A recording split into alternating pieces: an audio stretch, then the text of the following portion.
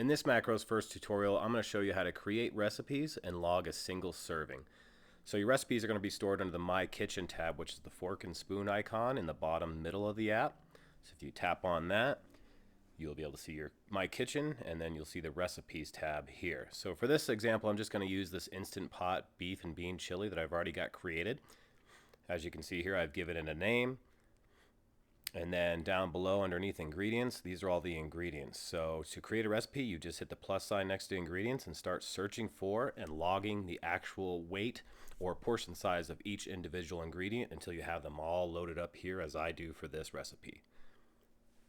Once you've cooked the entire recipe, you're going to get a total weight of it after cooking and plug that in here in grams or ounces, whichever you prefer. I did grams, but if I were to do the math, I could plug it in as ounces instead, change the unit of measure to ounces, and then I could go with that unit of measurement if I wanted to. But I'm going to stick with grams as I had it, and once I have that information back, I'm going to hit the check mark in the top right to save that. Now from here, to apply that recipe to any meal, I'm going to hit the plus sign next to dinner, go to my recipes tab, and then hit the check mark. That automatically adds just 1 gram of that recipe to this meal. So from here, I can input my desired portion size and then see exactly the macronutrient profile I'm going to get from that serving size. From here, you can choose to tap into the line item and then modify the serving size.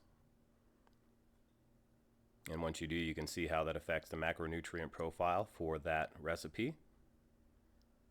Or alternatively, you could change the actual macronutrients of any macro, carbs, protein, or fat, to determine the level of portion size that you need to achieve that macronutrient goal.